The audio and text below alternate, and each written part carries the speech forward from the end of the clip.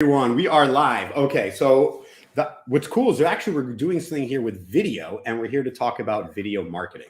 So I'm actually really excited that I have with me a video marketing star and WadiDigital teammate, my friend Revital Moses.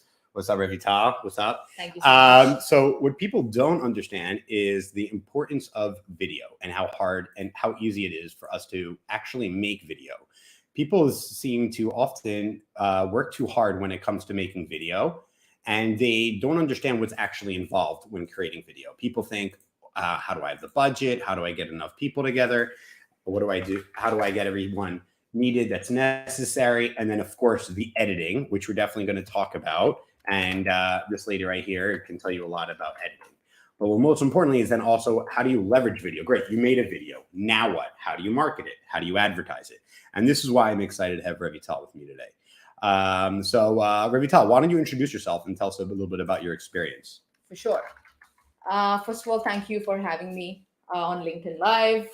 It's an honor. Hi guys, my name is Revital. I was born and brought up in India, and I made Aliyah, or like moved to Israel about 2.5 years ago. I studied MBA, but then I decided to focus on hardcore, like professional dancing. That was good decision, by the way. Thank As you. someone who has an MBA, Right? it's really not that relevant. Unfortunately, what you learn in an MBA is not what's actually being practiced in real life. Correct, I agree with And they don't teach you how to think independently. Right. And plus, for myself, like personally, I feel like 20s is the time when you can actually explore if it works for you, if it doesn't work for you. So that was my call. Anyway, 3 years into professional dancing, I moved to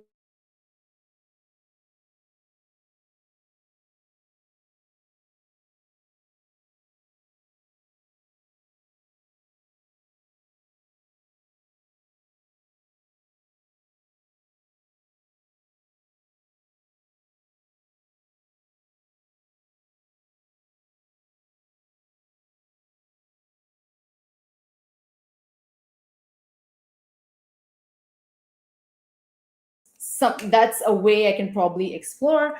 So just for fun, I started to like film videos going to Shuka Carmel, or going to the north, going to the south, just film. And for fun, I started to, I learned editing by myself, obviously tutorials on YouTube, blah, blah, blah. And 2 years down the line, I have a YouTube channel now. Oh, wow, YouTube channel. Wait, what's YouTube? We're not going to get that done. But jokes aside, you have a YouTube channel. And first off, so what made you want to create video? Because let's talk about I think the first thing is that people know they need video. People like video is important. And it seems like a huge thing to mount. Right. And usually when within your responsibility in the business and you need to create video, you're always like, okay, great, I need to do it. You get a budget and you get to work and you might not know how. But there's something about that little oomph that makes you want to start creating video, right? Mm-hmm. And I feel more than even, let's say, posting on LinkedIn, which a lot of people already have trouble doing. Right. What makes one actually want to like come over that fear and that challenge and start to create video?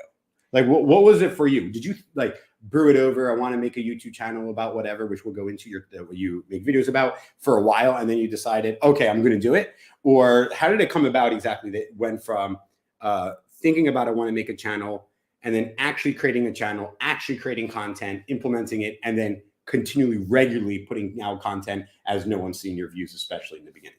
Right. So I think for me personally, I did it for myself. I didn't do it for my audience. So I did it because it made me happy creating videos. And video creation and editing videos was something that was on my to-do list. So I was like, I'll anyways do it. People see, don't see, didn't really bother me much. So I was like, this is something that I wanted to learn. So that's how I actually started.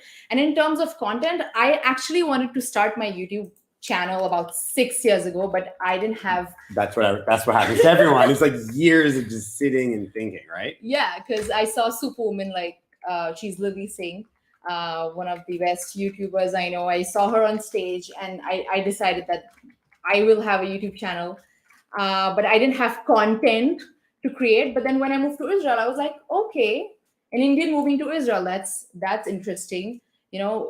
Change in culture, change in food, change in like how people react. I think that would be great content for me to share. And obviously, initially in my head, I was like, okay, I'm going to, hit 1 million subscribers. But obviously, reality hit, it's not that easy. You need to build your brand, you need to build your audience. But I think initially, like to start with, I did it for myself because it was a lot of fun. And then eventually, when you keep consistently uploading videos, your audience, once your audience starts reacting, you know this is the kind of content your audience likes, and then you play around with your with the kind of content you want to put, and then based on that you build your channel, or you build your LinkedIn content, or you build your Facebook videos. So people want to make video, right? And they're like, okay, I want to. And like you said, I've learned how to edit and all of that. And we're going to address all of that stuff. And I have a keep it simple, stupid approach. But you're like, okay, I know I need to make video. Maybe I want to do it for me as a hobby like you did, or I'm doing as a hobby for my YouTube channel. Or you're doing it for work, right? And then probably one of the first things people ask is, well, Chaim asks, what do you do when you don't have fresh content? I want to make video. I'm ready. Let's do it. Okay. Now what? Right. So I think because, I think video creation started about a few years ago. And because now it's so easy to make, everybody's doing it. So there's like lack of content, but that's fine. It's fine to create the same content. But I personally feel if you add a personal touch to it, people do like it. Right. So do you think people lack personality or personal touch? Or do you think people are thinking about their audience more than thinking about themselves? What is it that lacks people be able to provide that personal touch? So like, let's say today we wanted to say, okay, we're going to make a video today. What are we going to talk about? If you were to make a video today for your channel, first of all, why don't you tell me a little about your channel and then answer this question. You're like, okay, what's the next piece of content I want to make? And you have to make a decision. How would you decide that? Okay, so starting with introducing my channel. So I'm an Olim, as per the Hebrew word, like they call it, immigrant in Israel. And because I'm from India, culturally, Israel is very similar, but also very different. So I wanted to explore my channel, or I wanted people to explore Israel from my eyes, what an Indian would do in Israel and how I would react if I was living in this country. And I'll tell you what, the most important thing people look for is not the result, but the process. Like, okay, you came to Israel, but how did you come? What's the process? What went into coming to Israel? Why did you come in the first place? People want to understand the process and the reason of how it happens, and not the final product. So I think when you're creating content, the most important thing is process. Final result will come any which way. So, if you follow through. I mean, how many people make videos and then just leave it on their phone or their computer, and they get busy with other things, and they're like, oh, this task is way too huge. Screw it. Let me go back to my email where I think I'm being productive. Because video creation needs discipline, it needs consistency, and it doesn't come easy. It's like you have to tell your brain, okay, this is my schedule. This time I'm going to be researching about this content. Let's say on a Thursday evening, I want to research. On a Friday morning, I'm going to write my script. On a Saturday morning, I'm going to film. So you need to sort of create a timetable. I know it's like, it seems to be very like mundane, but this is what keeps you going, keeps you consistent, keeps you disciplined. And a lot of people, like it's a long process, and people don't like long. People love shortcuts, but right. And that's the problem. There are no shortcuts in video, but there are ways that you can cut out a lot of the process, and we'll get into it. So, okay, I'll give you. So today you have to make a video for your channel. We linked in the comments. Make sure to subscribe to Revital's channel. And she could pay me to say that. Lunch is on you. Jokes aside, what do we do here, right? So we got it, and you want to make a content today, tomorrow. You say, tomorrow morning, I'm waking up, I'm making a video. So like you said, you schedule the time, in advance, and you're going to make a video. Right. And you say, okay, I'm going to make a video, let's say once a week, once every 2 weeks. Right. And that means you got to get something up before Shabbat. So you want to make a video and record it tomorrow. Mm-hmm. You have nothing on your mind. How do you decide now? Do you go search the news? Do you ask people? Do you see what people commented on your other YouTube videos? What do you do? Do you scroll Twitter, LinkedIn, whatever, Facebook to see what other people, how do you get inspiration to decide this is some content I'm going to make? So first things first, because I'm a planner, I'm a big planner. So I make a list of things, or a list of like types of content, or like type of topics I could create videos on. And I take inspiration from the most basic application everybody has is Instagram. Go on Instagram, go on YouTube, see what is the most searched content, and see if it interests you to really talk about it. Because I feel like, yes, people do make searchable content, but if you don't enjoy it, it will not come across through your audience. So you need to make sure that the content that you you want to create, you also enjoy creating it, because I think once you put intention in that content, audience automatically like gets glued to you and they sort of connect to your personality. Okay, so how are you going to make it tomorrow? You got to make a video. What are you doing it on? How do you decide? So number one, make a list. Or if I feel like, okay, I don't feel like making a plan, I just wake up. Nothing comes to you. Nothing comes to me. And then, okay. So today I came to Wadi. So because we work remotely. So today I'm like, okay, what do I do? How's my day like? A day at Wadi, a day at Pardes Khana. You got it. You hear that? Very Revital's random. coming out with the video with one day at Wadi. So look forward to it. When should we expect this? Sometime soon. Sometime soon. You're on the spot here. If anyone wants to put Revital on the spot, you're more than welcome. I'll also address Chaim's question. So first thing is that like there's two kinds of content you can create. This is in general for business or hobby. There's you can cut a lot of things in two ways, right? There's seasonality or relevant or time sensitive. Something's in the news, something is happening, right? So she makes a lot of videos about Israel, sometimes Israel-India connection because she's a lot from India. So let's say if the Israeli prime minister is meeting the Indian leader, and so maybe she'll make a video about that and talk about how politics might be similar. That's something in the news. And in the same, so that will get a lot more searches. People might be searching Israel, India, leaders meet or something on Google or YouTube, and therefore they're more likely to see this video. On the other hand, you could just think of general things. This is when you make a list. I have a draft email open for myself. For example, a post on LinkedIn I want to do, and some videos I want to do. I have a Monday board of people I want to interview that are, let's say for now, they have a much bigger audience than me, and I'm trying to work and network my way to find them.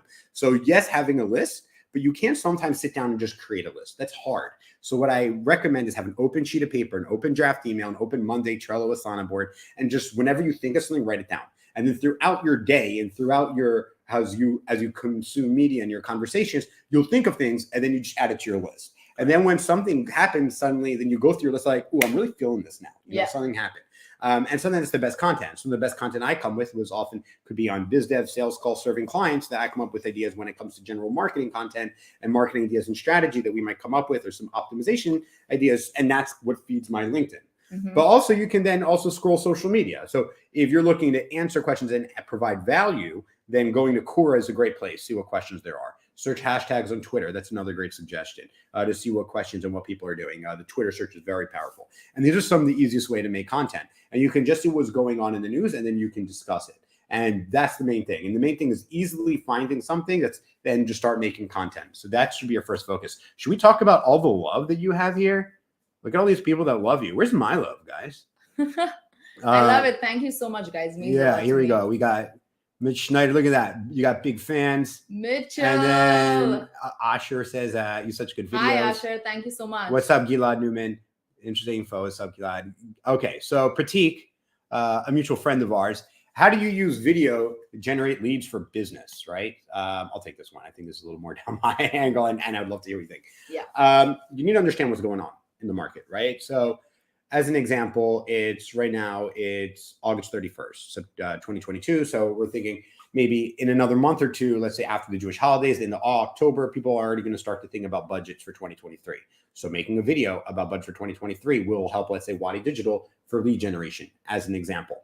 If you're in cybersecurity, if there's a big hack, first thing you want to do immediately, and we'll get to the processes, take out a camera, make a video of yourself, talk about it, and upload it. When there's something big in the news, the main thing is speed. So we're going to talk about cutting out working on editing, or my opinion is you shouldn't edit at all, because I don't think it's worth the squeeze, at least when, let's say, at the amount of followers that I have, maybe when I'm 10x, then there'll be something else. But these are the kind of things that you find out that what's relevant and what your audience is thinking about. The other thing is that speak to sales. If you're in lead generation, find out what are the pain points that your current prospects, clients, leads, if you're a UX developer, like how they're using your platform, the new cool things you can do on your platform if you're SaaS, and actually share this information. Make a video, do a screen recording, and go ahead. And this is the kind of information that you need to create leads.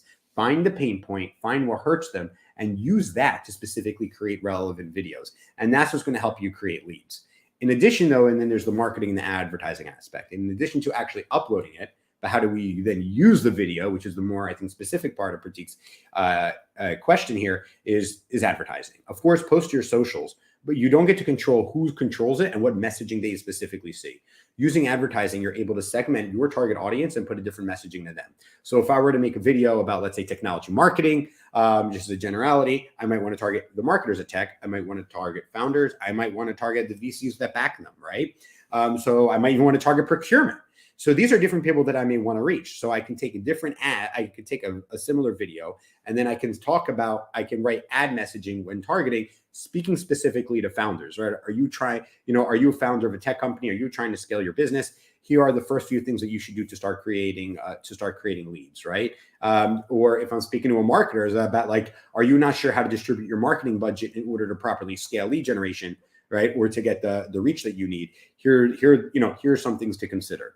Right. And so you can take the same video and literally use it for lead generation by segmenting and targeting and speaking directly to the people that you want. Anyone has more questions about lead gen, go ahead and drop them and we'll make sure to ask it. Chai wants to know, Revital, your videos. So Revital, I think we should talk about a little bit what you do about scripting and editing, right? So you have a different approach. Yes. My approach is like this. I take my phone, I make a video, or I interview someone on the camera on my laptop, and I tell them I'm not editing it. Tell me anything I should not ask or not say.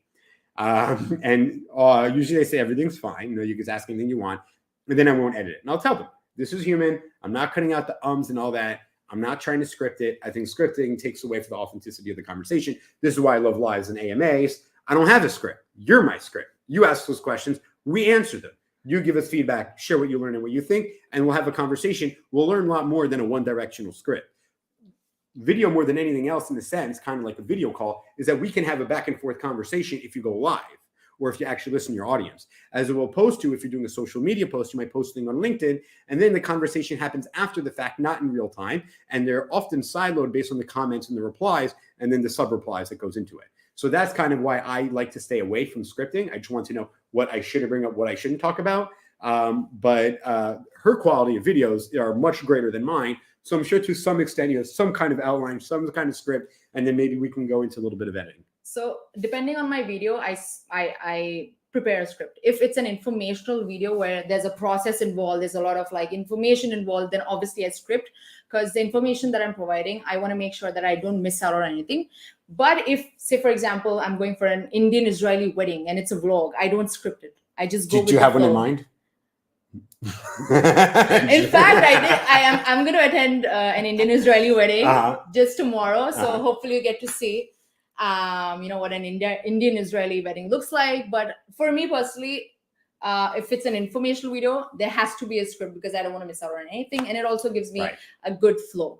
Right. So actually before this, Revital was like, so what are we going to talk about? And I was like, I don't know. We'll talk about video. You know everything about videos in your head. Everything I know is in my head. We've both been producing, creating, sharing content, engaging. We've been doing it all. We speak to people. We bring people in. So that's why I often think that a script, especially in conversation, in my opinion, should be thrown out. You can say, okay, these are the 3 things maybe we should cover, but leave out the script. But if you're going to do something like, as an example, if let's say you do a video testimonial, you might want to include like how much pipeline it led to, or how it secured things so specifically on your site, or how it led, to increase speed or more productivity or efficiency. You want to make sure the bullets that you want them to cover in the testimonial, and it's easy for someone on video to forget in the moment. So it's important that in that case, you might want to give them, here are the 3-4 bullets that you said that you love about our product. Please make sure to incorporate them. Right. So you don't need a script, but at least an outline in a sense. Correct. But you, on the other hand, would you say, do you actually write out the words you're going to say on camera, like sentence, paragraph format? I do. I like I said, I'm a planner. I write each and everything because I know how my videos are going to look, and it helps me edit my videos. Wait, so do you know, as you create your video, do you know, like, do you have end in mind?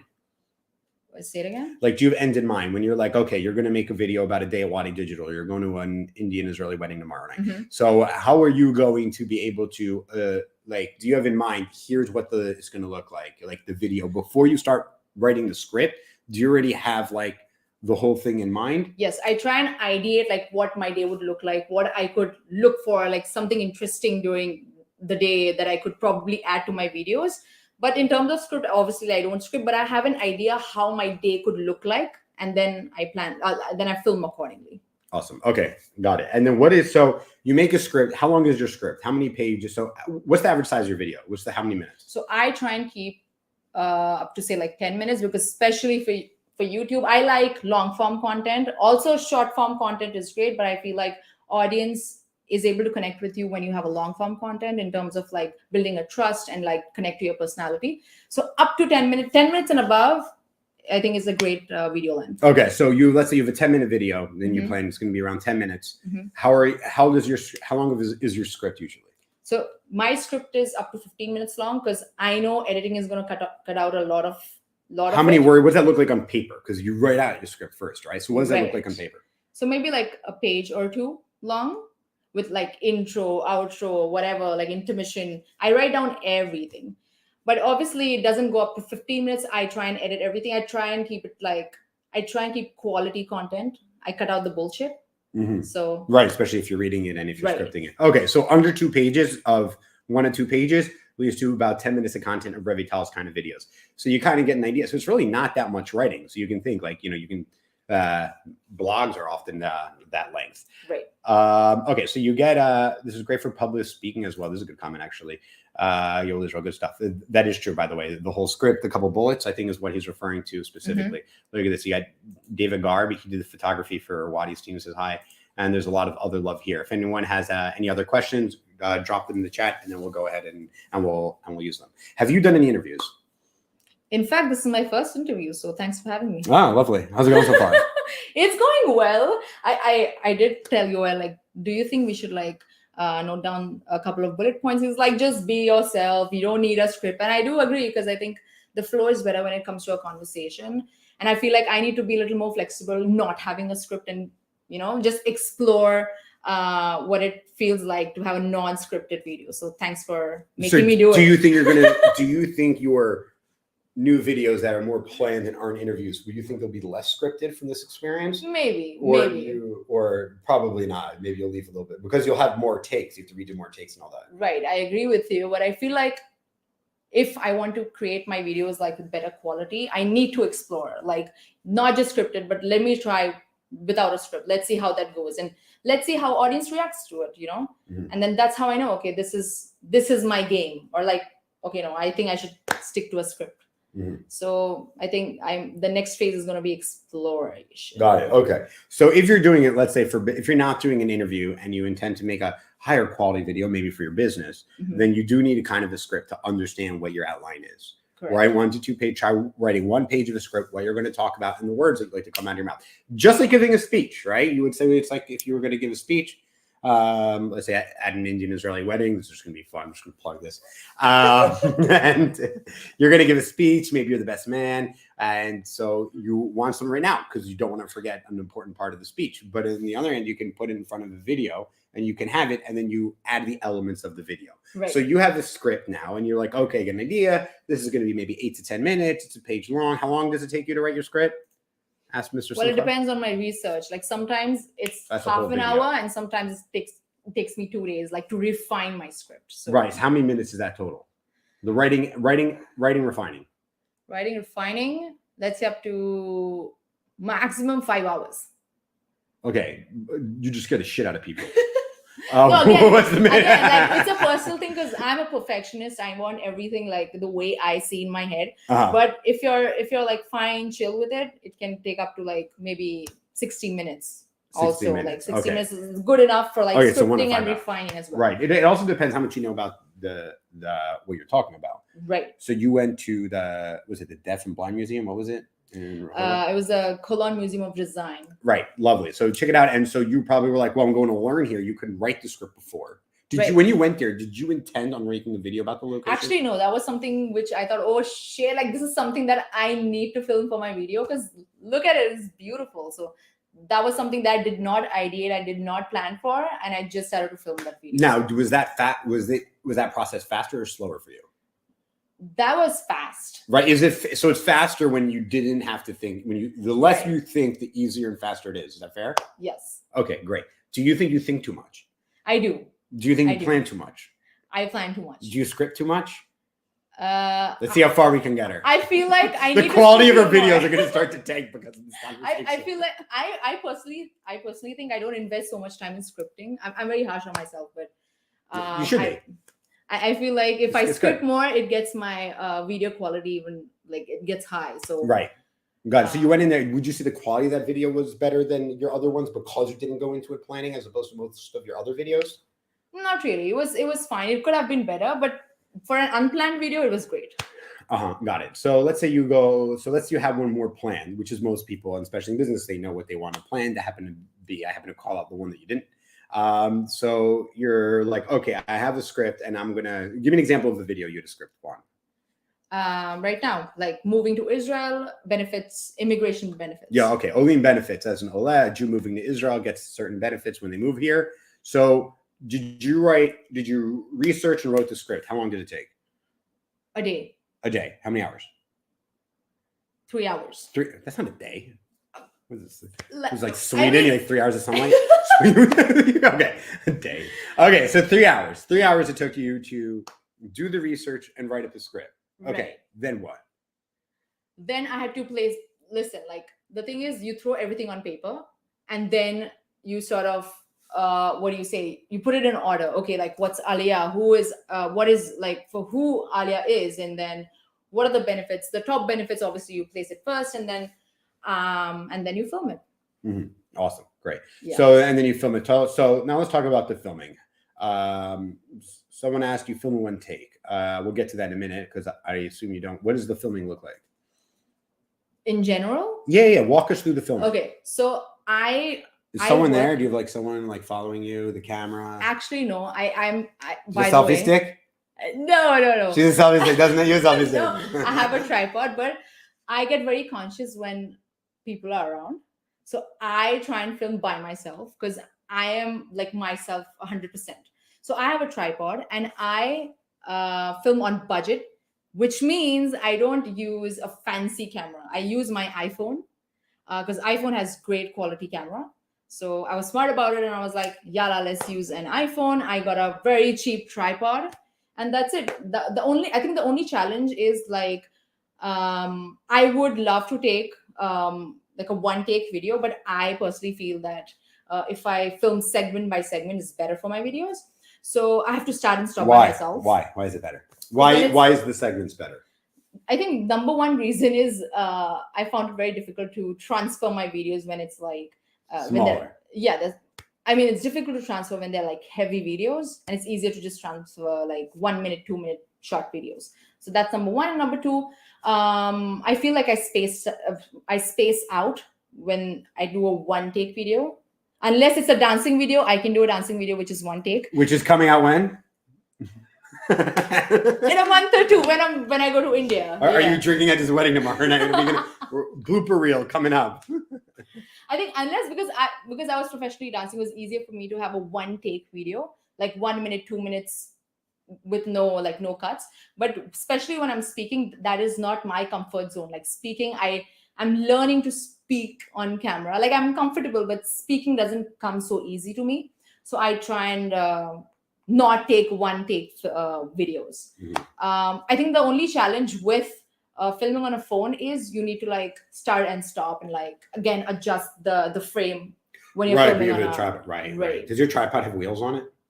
No, actually, so I have to just like get up from my chair, start, right, stop. But they have like USB remotes where you can like start, stop. You don't do that? I think I should get one of those. I just like it's like $2. I felt like it was I didn't need it because I just got comfortable doing that. So okay, cool. I dig it. All right, so you go ahead and you do how many? So you cut it up in a bunch of takes, 1 and 2 minutes long. Also, just to add, with when I have a script, I complete filming my videos quickly because I have my script and then there's no like wasting of time because then I have to think that I have my script, I stick to it, and boom, I finish filming my video end to end within like 10 to 15 minutes. Amazing. So that's the main thing. So you have your script, you know what you're saying. And then do you know on your script, do you know when you're going to cut your videos? Like you say, you might segment into 5 or 6. So you're like, okay, this part's video 1, stop. Yes. And this video 2, stop. And then you'll, let's say, make 10 minutes of content. You'll go back and then you'll view all of them on your phone and see if you need to do a retake. No. So what I do is it's easier to sort of clean your video on the laptop. So I transfer everything. But what if your take sucked? Don't you watch it on your phone first? So because I plan so much in advance, I always try and take 2 takes of every bit of my script. And then I know in that moment, okay, now this is the video, or this is the second video is going to be the part when I'm going to add to the video. So I'm very like, I know, okay, this is the part. So you watch both on your computer later. Yes. And then you say this, yes, this, no, delete the old one, yes. and then move on, go to the next part, to the few segments. Okay. Okay, cool. So you'll go somewhere, you'll do the video, you'll do the recording, right? Mm-hmm. Okay. Now, great. So you have a bunch. Here's your script. You're speaking in front of the camera. Be a really nice video. Use some B-roll. How do you incorporate, choose, and decide that? How does that recording happen? Do you buy B-roll off the internet, or do you find how do you do this?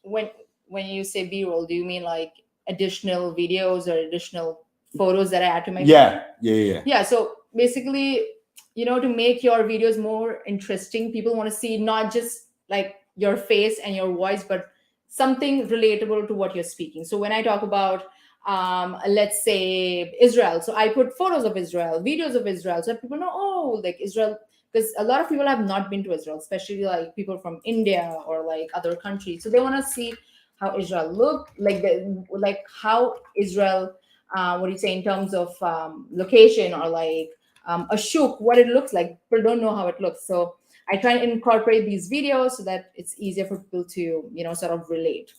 And in terms of getting copyright free content, there are a lot of free websites that provide such content. So Unsplash, and there's, I think, Pinterest. You can always like get stuff from there, and good quality stuff.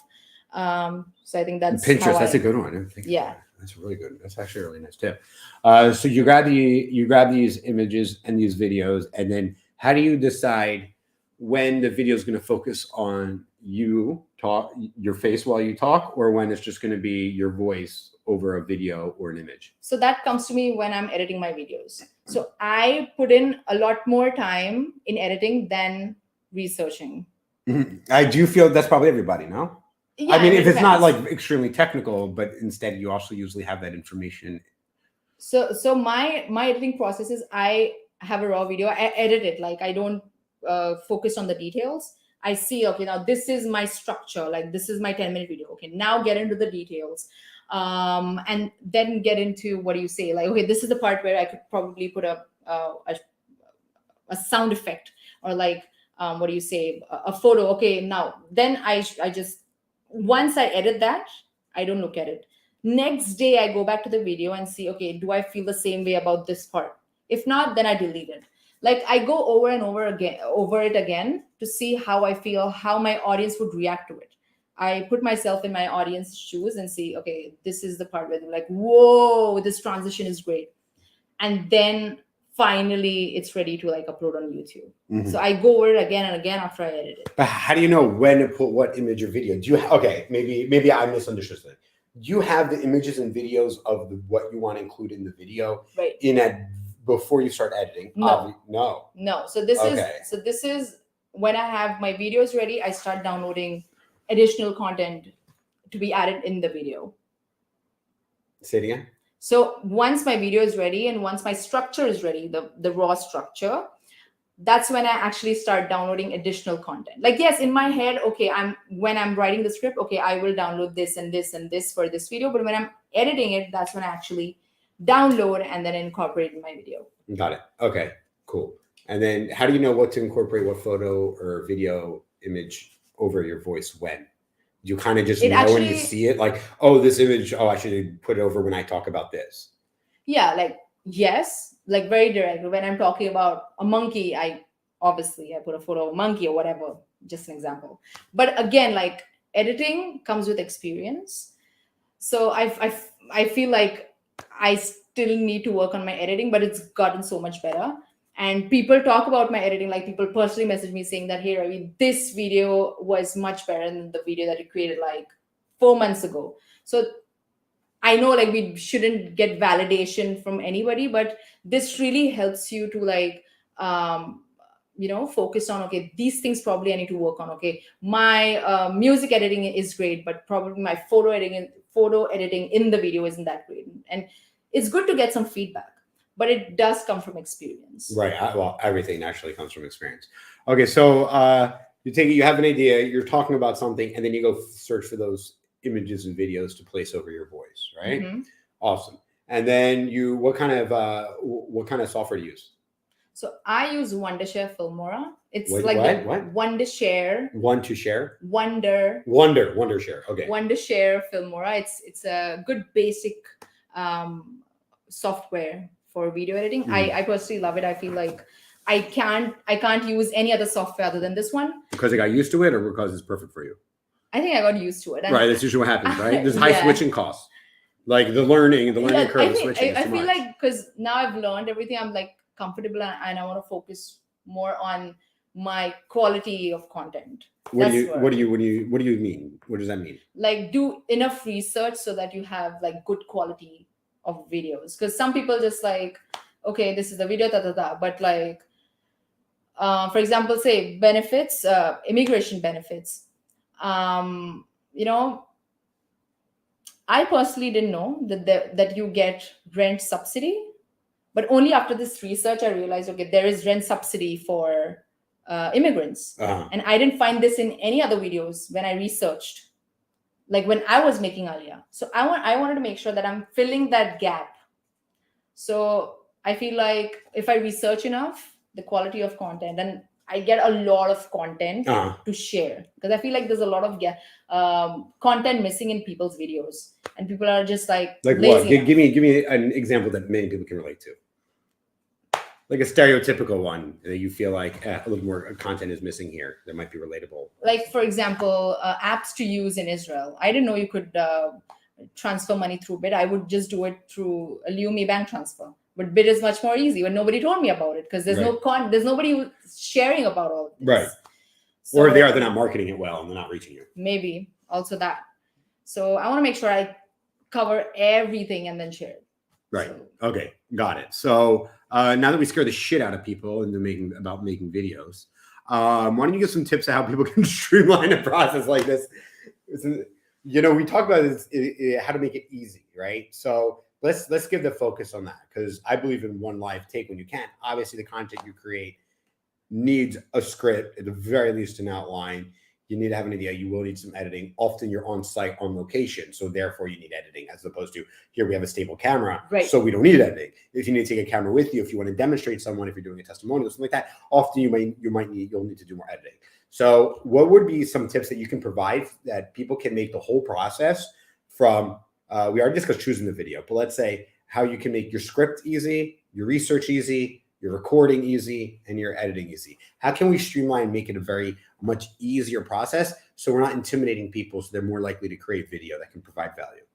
Right. So I know like a lot of people love not planning because like me, yeah, because you don't invest a lot of time. But I personally think if you plan, rest of it becomes easy. Let's say in terms of research, I try and write bullet points because then it's easier for me to research. And then when I'm actually just randomly scrolling through Instagram and YouTube, I see some things that I think might help me in the future, or like in future videos. I just add the link to my content inventory, because then later on when I'm researching, I don't have to look for, oh shit, like I came across this video like 4 months ago. I don't know where it is. I already have that stored in my content inventory. I do that all the time. So you save a lot of time looking for the right content, authentic content, or like authentic websites that you came across 4 months ago and you can't find it anymore. That's number one. Number two, I think research is best done when you have a fresh mind. I have a fresh mind early morning because I'm a morning person. But if you're a night person, do the research when you're like most comfortable. But for me, it works early morning. So I wake up, do research, and it's quick. It's like 20 minutes and I'm good. So that's that. I think in terms of just so you keep research for 20 minutes. I think that's a big part of it, because like if you know what you want to talk about and you know how to use and you know how to properly research, you already kind of have a working script in your head before it start writing. Correct. So you already have the whole idea and the vision of the video within 20 minutes of research, if you kind of know, you know what you want to talk about, right? Okay. And we already discussed how to do that. And then, okay, so now you know what you want to talk about. You did the research, you know your shit. Right. Okay, great. 20 minutes. Now we want to go and write a script. How do we make a script easy? Again, like create a storyboard in your head and then visualize for like a minute or two how you're going to film it, how it's going to look like, how your audience might perceive, and then start creating a structure on paper. I think that's the most easy. And obviously, like with flow, everything just comes in. But I think just ideating like gets you 50% there. So that's that. And I think just to include budget, again, budget is subjective. His budget could be $10,000. My budget could be $5,000. So prioritize like what you want to invest in. Okay, it could be the gears, it could be editing software. So I decided to invest on the editing software than the gear itself, because I felt editing is more important than. If you're going to edit, I agree. Yes. Yes. It's more painful. Also, the quality of video is like on any smartphone is good enough. Is good enough. It's good enough. It's good enough. And the quality of what you actually discuss and cover in the conversation is far more important, I think, than the gear. People will listen to a conversation or something that they think is. I agree with you. It's far second place, if anything. Right. It's that I think the quality of the content. If you don't go to quality content, you don't quality editing, you have to make it as easy as possible to create video, which is why I think using the smartphone connection, even if you have your own camera, it's just easier. Right. And with good software, will make it easier. Right. And obviously, like when you grow, when you have like, say, 10,000 followers, 15,000 followers, and you feel like, okay, I need to invest in a good camera, then go for it. Even like eventually, if you have the budget, go for it. But if you don't, then play smart. And I think in terms of editing comes with practice. It used to take me like 2 to 3 hours a day to just like edit a structure. But now since I'm like on it. What do you mean edit a structure? What do you mean? Like the raw structure, like getting all the videos on the software and then seeing where to cut, what not to put, the raw structure, without the music and without the special effects. That alone took me like 2 hours. And now it's ready, let's say within 15 minutes. 15 minutes. Wow. Yeah, How many videos did it take you to go from the first time that took you 2 hours to now it takes you 15 minutes? I think about 10 videos. 10 videos. Okay, so Yes. let's give a very big tip here. If you intend on creating video, 1, chill out. Don't be intimidated. That's number 1. Number 2, don't create 1 or 2, 3 videos. There's an insane learning curve over the course of 10 videos. That's the difference of being 2 hours to 15 minutes, right? It's huge. You also learn what topics you want to cover, how to write an outline. Everything goes faster. So what I would like for you to do is, if you're intending to create video for a hobby or for business or for whatever, is that make a commitment of, I'm going to make a video. I'm going to make 10 videos, and I'm going to do it every week or every 2 weeks or once a month. Put in the calendar to do everything. And you'll be frustrated at first and say, screw it. And especially after the first time, and the second time, you're like, I don't want to go through that again. But it's literally going to be like half the time the second time, and then half of that third. Exactly. And so it's important that you understand that this is a learning curve, right? That you don't just, a baby doesn't give up on walking, right? It gets up and falls. It gets up and falls. It gets up time to hurt themselves, whatever. But eventually, look at that. Now we're walking, we're running, we're skiing, we're snowboarding, Revital's dancing. And so these are the kind of things that it just becomes very easy and natural, but it's going to take you time, and you're going to have to frustrate yourself a little bit. So have a little bit of tolerance for frustration, knowing that is totally temporary. It's a learning curve, like learning to drive or learning to walk, and before learning to skate. You'll get there. But it's just about putting in those several videos. If you don't make a commitment and put the time aside to do that, then you're not going to get to a point where doing it is easy. When I first had to do the setup, the technical setup of doing lives, right now we're using StreamYard. The first time, second and third time took forever. I hated it. It sucked. I had someone help me, and I learned it, and then it got better, and it's easy and fast. Now, what we try to do before it went live, we actually try to do it on my phone with the camera, hook up a mic. I tried something new technically. It didn't work. And we're like, okay, shit, it's 12:57. We got to go live in 3 minutes. But I know how to do this on my phone because the learning curve is fast, because I've already done StreamYard, went into StreamYard, plugged in the camera on my laptop. This is set up on my laptop right now. I'll plug and play microphone, and we're set. And that's it. Now I'm done. And I'm able to have a conversation in person. If it was over video, over online, I'd have a headset with a microphone. And that took literally 2 minutes to get set up, even though we spent 30 minutes trying to set up a new way to do it technologically. And that learning curve took too long. I didn't put enough time, but then I had the fallback of something that takes me a minute. If I want to go live, it literally takes me a few minutes, a few clicks, put in the name of the title. That's it. Send to stream, test my audio and video. You know what I mean? And literally in 5 minutes, we're here. We're happy you're here also to Mr. Gilad Newman. Okay. So also, I would also like to add to the budget thing. A lot of people don't have laptops, which is okay. You have a lot of applications that you can download on your phone that help you edit a video. So just go for it. I think everyone has a computer.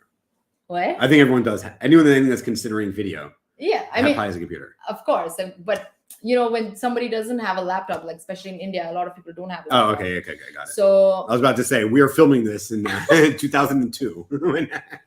No, yeah.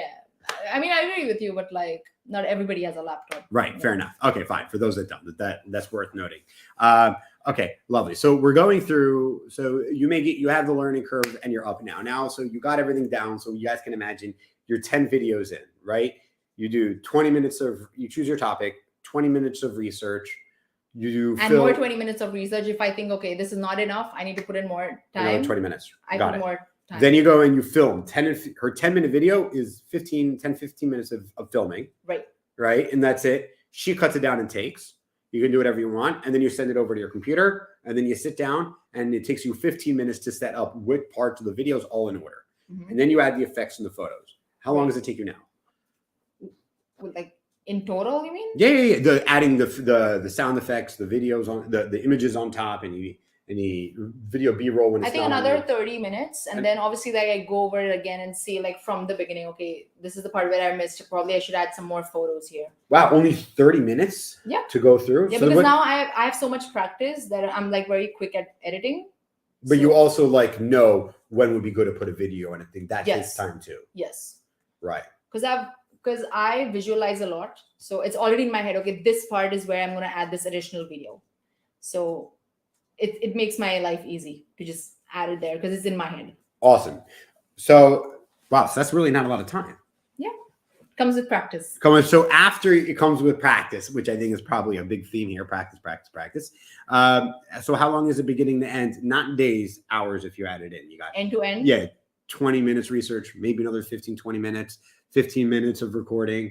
You send it to your laptop, you pick it up 30 minutes to put it in order for a 10-minute video. Mm-hmm. You add your sound effects another 30 minutes. So what are you talking about actually before publishing, when it's ready and saved on your computer, before you publish and market it? Are you talking about like 2 hours, 3 hours tops? Yeah, 3 hours tops. Yeah, if you have good software, if your Wi-Fi is good, 3 hours. Because exporting takes another 20 minutes. Right, but you're not doing nothing while it's exporting. You can watch. Yeah, but then you're like, I could have used this time to upload it on YouTube. You know, because right. Because what YouTube. Okay, cool, got it. Okay, so all right, your video's ready. It's on your computer, right? Or not, because some people don't have computers. It's 2002. And how do we? Now what? How do you choose? Where do you choose to upload it? Why? How do you add tags? How do you choose a title? How do you choose a thumbnail? We're moving on to the marketing aspect, right? So how do you first, other than YouTube, do you upload anywhere else? Actually, no. I should be uploading on other channels as well, but right now I'm just choosing to upload it on YouTube.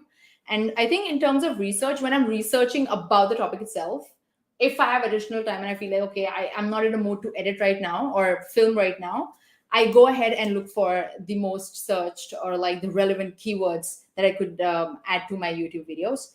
Or I go ahead and create thumbnails, because thumbnails are very important.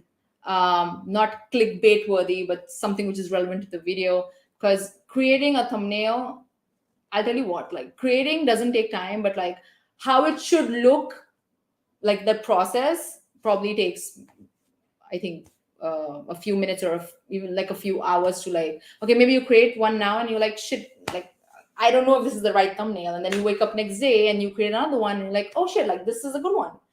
So yeah. I think in terms of, wait, what is the question? Just go on. You're onto something. Yeah. No. So yeah. So there's like, yeah. So once you upload, how do you market it? Where do you said you only post on YouTube, and it's about the thumbnail and what tags you use. And then we'll talk about where do you share that YouTube link after. Right. Yeah. So because I know it's going to go on YouTube, on Friday, I start talking about it on my Instagram and on my Facebook by Monday, so that people know, okay, like Friday is going to be the day where she's going to release a video, and people like, ready for it. Some YouTubers or like some creators, what they do is they already put a schedule. They say, okay, you're gonna have a new video every Tuesday and Thursday. I think which is a good way to tell people, okay, every Tuesday and Thursday I'm gonna have a video from this content creator. So I think that's a good way to like get your audience used to your content. But since I don't have a timetable, because I also have a full-time job, so this is like my side hustle.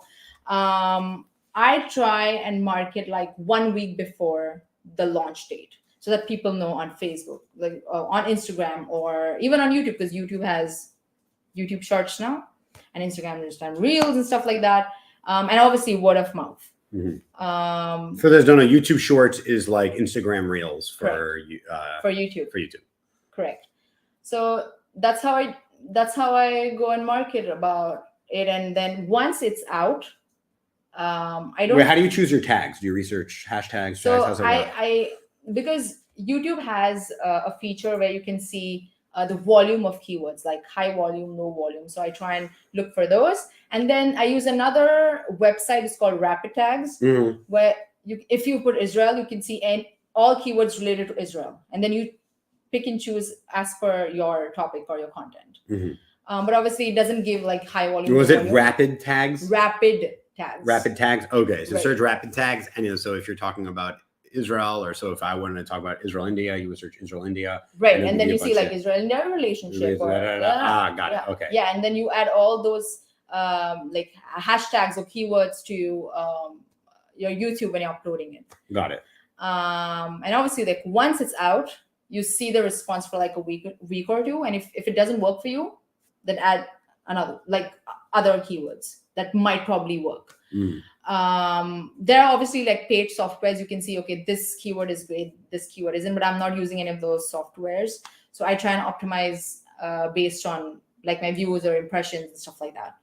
So yeah. Awesome. Cool. So, and then you got it. Why not upload your video directly to, let's say, your social medias like LinkedIn, as opposed to, do you use a YouTube link? Let's say if you were to share on LinkedIn and Facebook, correct? Right. So because your goal, you want to centralize all your information on YouTube. Yes. Okay. So the thing is, like we all know, like Facebook and LinkedIn, I mean, if you add a link to the post, it does not really... it loses some reach. Correct. So what we all learned was like maybe create a snippet of that big video, and then add a link to the comments, because then it's easy. The people get to see like a snapshot or like a highlight of the video.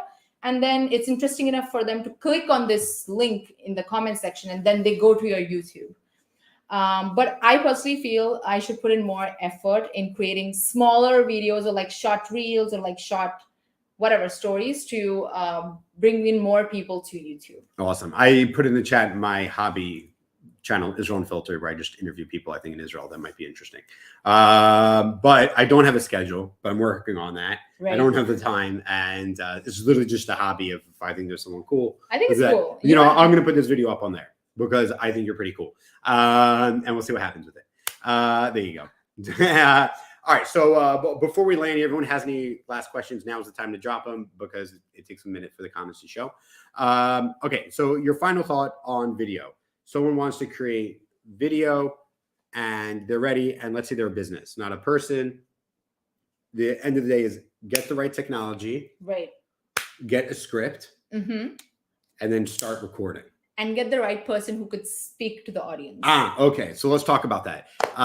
There's a lot of personality deficiencies out there. Right. I don't mean that in a negative way. Let's say personality deficiency for video. People might say, "Yo, you're great on video," but you have other personality issues, which is legit. So, how would you know who would be good within your organization to be on video?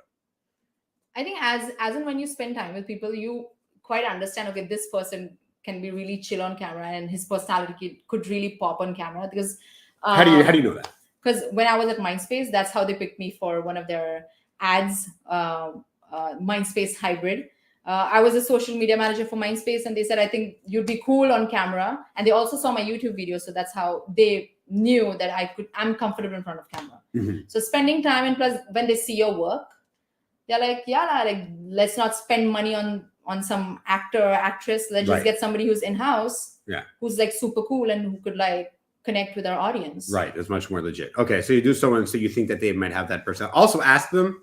But do you think a lot of people wouldn't want to do video and say, well, it's not right for me. It's not right personality. I want to be on video. But if you actually put them on, they might be great. They might be like some people. But is that unusual? Is that unusual or? Not really, because people who love the camera, they're like out there. They tell people, okay, like I'm comfortable on camera, like people like you and I. Right. People know like we are cool with it, and it's not like something to be scared about, like embarrassed about. We're okay. We're pretty cool about it.